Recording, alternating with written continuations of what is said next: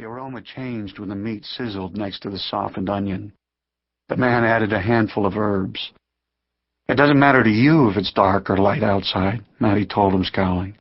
"But I need the daylight to look at something." "What something is that?" Seher asked, and then added, "When the meat is browned, add some broth so it doesn't stick to the pan." Matty obeyed, tilting into the pan the bowl of broth in which the rabbit had been boiled earlier.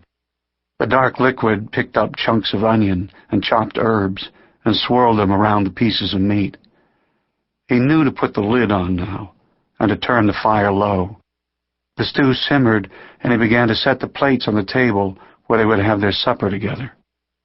He hoped the blind man would forget that he had asked what something. He didn't want to tell. Matty was puzzled by what he had hidden in the clearing. It frightened him, not knowing what it meant. He wondered for a moment whether he could trade it away. When finally the supper dishes were washed and put away, and the blind man sat in the cushioned chair and picked up the stringed instrument that he played in the evening, Matty inched his way to the door, hoping to slip away unnoticed. But the man heard everything that moved. Matty had known him to hear a spider scurry from one side of its web to another. "Off to Forest again?" Matty sighed. "No escaping. I'll be back by dark." "Could be. But light the lamp, in case you're late. After dark, it's nice to have window light to aim for. I remember what Forest was like at night." "Remember from when?" The man smiled. "From when I could see. Long before you were born." "Were you scared of Forest?" Matty asked him. So many people were, and with good reason. "No. It's all an illusion." Matty frowned. He didn't know what the blind man meant. Was he saying that fear was an illusion, or that Forest was? He glanced over. The blind man was rubbing the polished wooden side of his instrument with a soft cloth. His thoughts had turned to the smooth wood, though he couldn't see the golden maple with his curly grain. Maybe, Matty thought, everything was an illusion to a man who had lost his eyes. Matty lengthened the wick and checked the lamp to be certain there was oil. Then he struck a match. "Now you're glad I made you clean the soot from the lamp chimneys, aren't you?" The blind man didn't expect an answer. He moved his fingers on the strings, listening for the tone. Carefully, as he did most evenings, he tuned the instrument. He could hear variations in sounds that seemed to the boy to be all the same. Matty stood in the doorway for a moment, watching. On the table, the lamp flickered. The man sat with his head tilted toward the window so that the summer early evening light outlined the scars on his face. He listened, then turned a small screw on the back of the instrument's wooden neck, then listened again. Now he was concentrating on the sounds, and had forgotten the boy. Matty slipped away. Heading for the path that entered Forest to the edge of village, Matty went by a roundabout way so that he could pass the home of the schoolteacher, a good-hearted man with a deep red stain that covered half of his face. Birthmark, it was called. When Matty was new to village, he had sometimes found himself staring at the man because he had never known anyone before with such a mark. Where Matty had come from, flaws like that were not allowed. People were put to death for less. But here in village, marks and failings were not considered flaws at all. They were valued. The blind man had been given the true name Seer, and was respected for the special vision that he had behind his ruined eyes. The schoolteacher, though his true name was Mentor, was sometimes affectionately called Rosie by the children because of the crimson birthmark that had spread across his face. Children loved him. He was a wise and patient teacher. Matty, just a boy when he first came here to live with the blind man, had attended school full-time for a while, and still went for added learning on winter afternoons. Mentor had been the one who taught him to sit still, to listen, and eventually to read. He passed by the schoolteacher's house not to see Mentor, or to admire the lavish flower garden, but in hopes of seeing the schoolteacher's pretty daughter, who was named Jean, and who had recently teased Matty with the promise of a kiss. Often she was in the garden weeding in the evenings. But tonight, there was no sign of her, or her father. Matty saw a fat, spotted dog sleeping on the porch, but it appeared that no one was at home. Just as well, he thought. Jean would have delayed him with her giggles and teasing promises, which always came to nothing, and Matty knew that she made them to all the boys. And he should not even have made the side trip in hopes of seeing her. He took a stick and drew a heart in the dirt on the path beside her garden. Carefully, he put her name in the heart, and his own below it.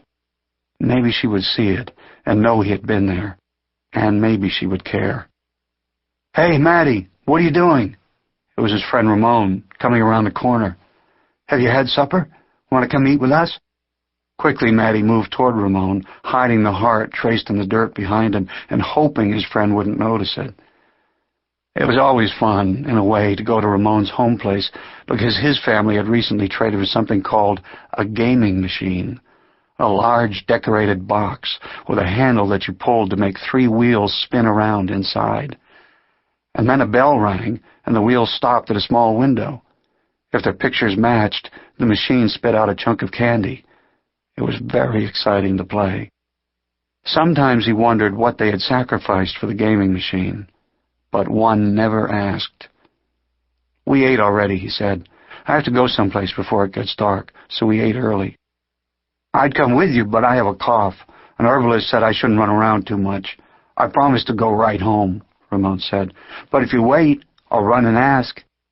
"No," Matty replied quickly. "I have to go alone." "Oh, it's for a message?" It wasn't, but Matty nodded. It bothered him a little to lie about small things. But he always had. He'd grown up lying, and he still found it strange that the people in this place where he now lived thought lying was wrong. To Matty, it was sometimes a way of making things easier, more comfortable, more convenient. "See you tomorrow, then." Ramon waved and hurried on toward his own home place. Matty knew the paths of Forest as if he had made them. And indeed, some of them were of his making over the years. The roots had flattened as he made his way here and there, seeking the shortest, safest route from place to place. He was swift and quiet in the woods, and he could feel the direction of things without landmarks, in the same way that he could feel weather and was able to predict rain long before the clouds came or there was a shift in wind. Matty simply knew. Others from village rarely ventured into Forest. It was dangerous for them. Sometimes Forest closed in and entangled people who had tried to travel beyond. There had been terrible deaths, with bodies brought out strangled by vines or branches that had reached out malevolently around the throats and limbs of those who decided to leave village. Somehow Forest knew. Somehow, too, it knew that Matty's travels were benign and necessary. The vines had never reached out for him. The trees seemed, sometimes, almost to part and usher him through. "Forest likes me," he had proudly commented once to the blind man. Seer had agreed. "Maybe it needs you," he pointed out. The people needed Matty, too.